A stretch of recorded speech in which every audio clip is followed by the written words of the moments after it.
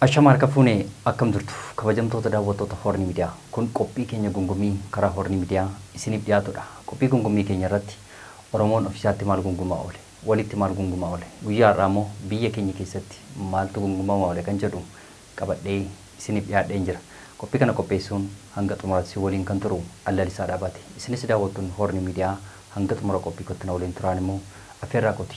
Egaa qophii gungumii koo keessatti taatee biyya keenya keessatti qaamota mootummaatiin dhiibbaa ummata irratti ga'u qabadheen bakka tokkotti qophii gungumiitiin karaa Horni Miidiyaa isiniif dhiyaadha. Maarra isinis miidiyaa kana like subscribe gochuu hin dagatinaa.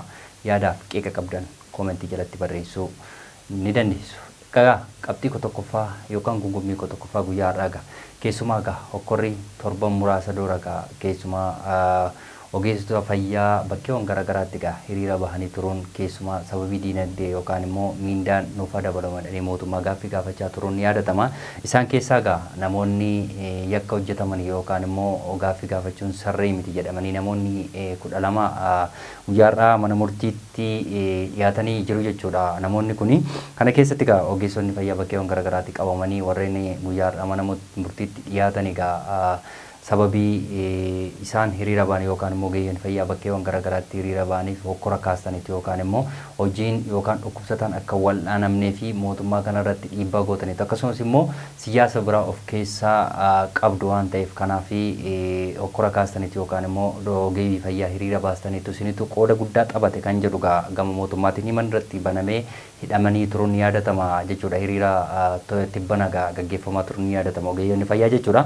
Kanarratti namoonni sagal yookaan ogeeyyiin fayyaa sagal hidhamanii bakkeewwan garaagaraatti guyyaa har'aa mana murtii federaalaatti dhiyaatan poolisiin federaalaa yookaan immoo himata isaan irratti manni murtii dhiyaate irratti poolisiin himata yookaan immoo guyyaa dabalinsaa jedhamii guyyaa 12 akka dabalamuu fi ta'ameeti jira jechuudha. Guyyaa har'aa ogeessota fayyaa kanarratti kanaaf ogeeyyiin fayyaa gaaffii seera qabeessa gaafatanii turuun ni yaadatamu. Kanarratti akka isaan dhiibbaa yookaan immoo akka isaan qaama biraa wajjin walitti dhufeenya qabanitti mootummaan himatee hidhee turuun ni yaadatama. Kanaaf guyyaa har'aa mana murtiitti mana murtii federaalaatti dhiyaatan malee himata poolisiin irratti xiyyeeffate guutuu waan hin taaneef guyyaa dabalataa guyyaa 12 naa kennaa jedhee poolisiin gaafateeti jira. Kanaafis manni murtiis guyyaa 12 dabaleeti jira jechuudha poolisii fi kanaaf bakkeewwan garaagaraatti namoonni dhugaa dubbatan rakkina guddaa yookaan darara guddaa argaa jiru. Isaan dabalatee barsiisonni illee bakkeewwan garaagaraatti gaaffii kanaan dura gaafachaa turaniif hidhaa keessa hanga guyyaa har'aatti jiraachuun ni yaadatama. Kanaaf namni dhugaa dubbate akkasuma hidhamuu akkasumas immoo rakkina guddaaf daraa guddaa arguu akkasumas immoo hojiirraa ari'amuun kun daran hammaachaa dhufeera jechuudha. Akkasumas artistiin guyyaa 2 dura faarsee bulaa jedhamee Finfinnee keessatti warreen mootummaa kana leellisanii yeroo inni faarsee bulaa jedhee sirba yookaan immoo sirba baasuun yakka ta'eera yeroo muraasa asitti. Kanaaf inni illee hidhamee akka jirullee argameeti jira jechuudha. Kanaaf namni yakka tokko dubbate yookaan immoo namni dhugaa tokko yookaan immoo namni uummataaf dhugaa jiru yoo dubbate inuma hidhama ambiraan jiru. Kanaaf ogeeyyiin fayyaas akkasuma miindaan nuuf dabalamu gaaffii seera qabeessa mootummaa yeroo gaafatanii mootummaan gara siyaasaatti naannessee yeroo inni doktoroota hidhee doktoroota 9 yeroo inni hidhee guyyaa 12 poolisiin guyyaa har'aatti fudhateeti jira yookaan immoo dabalateeti jira. Kanaaf rakkinni bakkeewwan garaagaraatti keessumaa Itoophiyaa kana keessatti bakkeewwan garaagaraatti raawwatamaa jiru daran hammaachaa akka dhufe argamaati jira jechuudha. Kanaaf wanti amma biyya keenya keessatti karaa ogeeyyoota fayyaa ammas yaaddoo guddaa dhuumeeti jira. Hojii lagannaa bakkeewwan garaagaraatti ammas raawwatamaa jira jechuudha. Kanaaf gaaffii seera qabeessa gaafatamanii mootummaan miindaa isaan gaafatan sana seeraan deebisuu yookaan immoo gaaffii sana yoo miindaa dabaluuf illee baate gaaffiin kun tilmaama keessa yookaan ilaalcha keessa galameet illee dubbatamuu qaba malee hanga amma kanaatti doktoroota bakkeewwan garaagaraatti doorsisuun kun daran waan fudhatama qabu hin fakkaatu. Kanaaf doktoroota warra hafan birattis gungummii waan kaaseeru fakkaata hidhamuun doktoroota namoota 9 kuni. Kanaaf bakkeewwan garaagaraatti rakkinni guddaan gama doktorootaan mudachaa akka jiruu fi qaala'insi jireenyaa daran akka yaaddoo guddaa keessa gashee jiru argameeti jira jechuudha. Qabxii lamaffaatti yeroo darbu hidhamtoonni gidduu kana keessumaatti warreen Suudi Arabiyaa keessatti rakkina guddaa argaati jiru jechuudha. Kanaaf yeroo isaan bilbilatanii maatii isaaniitti illee yeroo isaan dhaammachaa jiran illee argamaati jira jechuudha. Kanaaf rakkoo guddaan gama hidhamtoota Oromoo keessumaatti baay'inaan namoonni Suudi Arabiyaatti hidhamanii jiran keessumaa namoota Oromoo yookaan immoo sabaan Oromoo warreen ta'anidha jechuudha. Kanaaf yeroo darbe namoota 2 hidhaan namoota 47 keessaa 47 hundi isaanii kun hidhaa umurii guutuu akka ta'ee fi du'a akka ta'e illee itti murtaa'ee turuun ni yaadatama. Isaan keessaa guyyaa lama dura hidhaan lubbuu du'aa yookaan immoo ajjeesuuf akka poolisiin itti murteesse manni murtii dubbatamee turuun ni yaadatama jechuudha.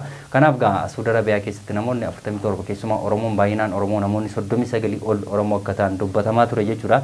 Keessumaa namoota Baalee, Arsii akkasumas Harargee fi Jimmaadha jechuudha. Baay'inaan warreen achi keessatti hidhamanii jiranii. Kanaaf guutummaa Oromiyaa keessatti bakkeewwan garaagaraa keessatti warreen achi keessatti hidhamanii jiran sabaan immoo baay'inaan Oromoo warreen ta'an rakkina guddaaf darara guddaa argaa jiru Saudi Arabiyaa keessatti. Kanaaf isaanis deeggarsa Oromoo bakkeewwan garaagaraa jiruu fi guutummaa biyyaatti akka hiikamaniif illee aarsaa guddaa yookaan immoo tattaaffii guddaa taphachaa haa jiraatan iyyuu malee milkaa'uu fi hin dandeenye jechuudha warreen baqattoota Saudi Arabiyaa keessatti hidhamanii fi kanaaf yeroo isaan maatiitti bilbilanii illee abdii kutatanii yeroo isaan haadha boosisaa jiran illee argamaati jira jechuudha warreen Saudi Arabiyaa keessatti hidhamanii jiranii. Kanaaf uummanni Oromoo bakkeewwan garaagaraa jiru hidhamtoota Oromoo naannoo Saudi Arabiyaa bakkeewwan garaagaraatti hidhamanii hidhaa garaagaraa keessatti hidhamanii warreen jiranii. Kanaaf namoonni achi keessatti hidhamanii jiran dargaggoonni keessumaa sababii lolaatiin haa ta'u sababii qaala'insa jireenyaatiin namoonni biyya keenya Itoophiyaa gadhiisanii bakkeewwan garaagaraatti Yemen dabalatee Liibiyaa dabalatee akkasumas Saudi Arabiyaa keessatti rakkoo guddaa argaa jiraachuun ni yaadatama hanga guyyaa irraatti. Kanaaf warreen Saudi Arabiyaa keessatti lubbuu yookaan immoo duuti itti murtaa'e dargaggoota lama ijoollee Harargee baaf Harargee lixaa lama. Kanaaf isaaniif haa birmannuun dhaamsa kooti. Maaliif yoo amma tokko gama mootummaatiinis dhiibbaan irratti ta'e akkasumas immoo gama namoota dhageetti qaban miidiyaa dabalatee bakkeewwan garaagaraatti yoo amma tokko dudubbatamee fi yoo lubbuun isaanii hafe hin beekamu waan ta'eef namoonni bakkeewwan garaagaraa jirtan uummata Oromoo Saudi Arabiyaa keessatti mana hidhaa keessatti dararamaa jiraniif akkasumas immoo murtiin itti murtaa'e kanaaf haa birmannuun dhaamsa kooti. Qabxii gosa dhumaatti yeroo darbu ammas biyya keenya kana keessatti rakkoo guddaan ammas gama milishaatiin uummata irratti raawwatamaa jiru daran hammaateeti jira jechuudha.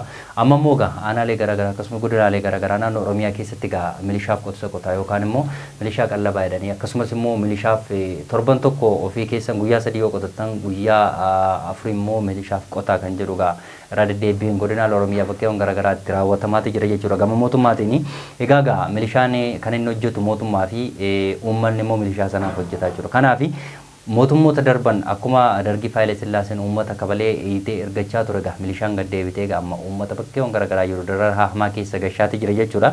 Kanaaf isinii fi halkaniif guyyaa isiniif hojjechaa jira milishaan qorraa fi dheebuu aduu fi roobotoon jedhiin isiniif hojjeta waan ta'eef isin immoo milishaaf hojjedha kan jiru gama mootummaatiin uummatatti dirqamni kennameeti amma bakkeewwan garaagaraatti qotee bulaanii milishaaf qotisa qotaati jira jechuudha. Kanaaf wanti amma ta'amaa jiru keessumaa biyya keenya keessatti aanaalee garaagaraa akkasumas fakkeenya Gindabarat faada dabalatee bakkeewwan garaagaraatti milishaaf akka qotaa jiran argamaati jira.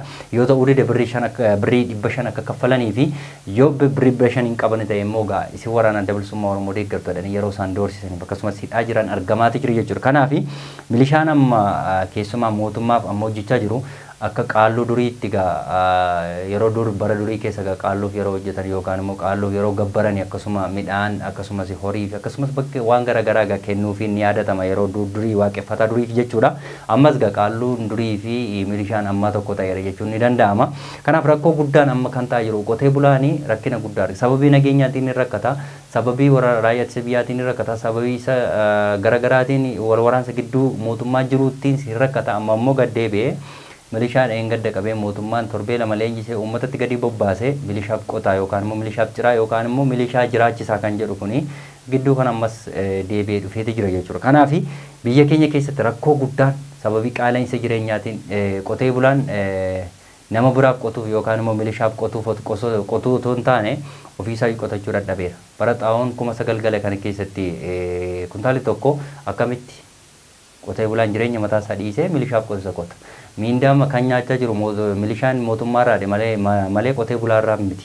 Uummatattis immoo filatee milishaa nuti jedhee namni filatee leenjisee uummatatti bobbaase mootummaadha malee uummata miti. Kanaaf mootummaa otoo hidhachiiseera ta'e milishaa kana uummata otoo hidhachiiseera ta'e milishaa kana dhuguma uummata kanaaf dhaabbateera waan ta'eef uummanni gargaaru yookaan deeggaru yookaan qotuuf inni danda'ama. Garuu kan hidhachiise kan leenjisee uummatatti bobbaase mootummaadha. Kanaaf uummanni as keessatti gahee maalii taphata? Yookaan as keessatti uummanni dirqama maalii qaba? Kanaaf kan jiraachisuu qabu mootummaadha. Erga mootummaaf hojjeta ta'e malee nageenya milishaan uummataaf hojjechaa jiru kun isa kamidha? Bakkeewwan garaagaraatti milishaa miti hanga baasee dargaggoota hidhee akkasumas dargaggoota rashanaa jiru. Akkasumas immoo humnaan qabee kan waraanatti ergaa jiru milishaa miti. Kanaaf uummanni jireenya mataasaa hanga jiraachuu hin dandeenye hamma jireenyi mataasaa itti ulfaachaa jiru kana keessatti ofirra darbee yookaan jireenya mataasaa irra darbee akkamitti milishaaf qotisa qotuu danda'a akkamitti milishaaf qotisa qotee facaasuu fi danda'a kan jedhu gaaffiidha. Kanaaf gungummii guddaa qotee bulaa keessatti kan kaasee kanadha jechuudha. Keessumaa gidduu kana gaa amma sadarkaa amma qotisni jalqabame bakkeewwan garagaraatti milishaaf qotaati guyyaa muraasa milishaaf qotaa guyyaa muraasa ofii keessan qotadhaa kan jedhu kun rakkina guddaadha jechuudha guutummaa biyya keessatti. Kanaaf warwaraansa biyya keenya keessatti mudachaa jiruu fi dhiibbaan gama mootummaatiin uummata irratti raawwatamaa jiru kun daran jibbisiisaa fi daran ulfaachaa dhufeera jechuudha. Kanaaf mootummaan milishaaf qotee uummata dirqiitti kennu kun mootummaa isa kamidha? Eenyuun bushu? Milishaa qofaatti bushu moo uummata qofaatti bushuuf kan jedhu kun wal nama gaafachisa. Kanaaf rakkoo guddaan gama milishaatiin uummata irratti bobbaafamee gidduu kana immoo gaa uummata rakkina guddaa fi dararaa guddaa argisiisaa jiru kun daran jibbisiisaa fi ulfaachaa dhufeera. Kanaaf guutummaa bakkeewwan garaagaraa keessatti keessumaa godina Oromiyaa bakkeewwan garaagaraa keessatti dirqamaan milishaaf qotaa yookaan immoo milishaa qallabaa kan jedhu kun ammas marsaa lammaffaaf naanna'ee dhufee jira. Kun immoo uummata Oromoo biratti gungummii cimaa kaasee jira. Egaa kabajamtoota daawwattoota horni miidiyaa qophiin gungummii koo guyyaadhaa ogeessota fayyaa dabalatee akkasumas immoo uummata keessumaa dargaggoota biyya ollaa baqatanii bakkeewwan garaagaraa Suudi Arabiyaa, Yemenii fi akkasumas Liibiyaa fi bakkeewwan garaagaraa keessatti hidhaaf dirraa guddaa argaa jiraniif haa birmannuu dhaamsa qote akkasumas immoo milishaa uummata bakkeewwan garaagaraatti uummata keessumaa uummata Oromoo rakkisaa jirtuu fi gama mootummaatiin dhiibbaan uummata irratti raawwatamaa jiru daran hammaatee jira. Egaa kabajamtoota daawwattoota horni miidiyaa qophiin gungummii koo guyyaarraa kanan gammaatti daawwataa ture qophii kana qopheessuun si waliin kan ture Lalisaa Dhaabaati. Qophii gungummii biraan hanga walitti deemtu immoo qophiilee horni miidiyaa waliin turtii gaarii qabaadha.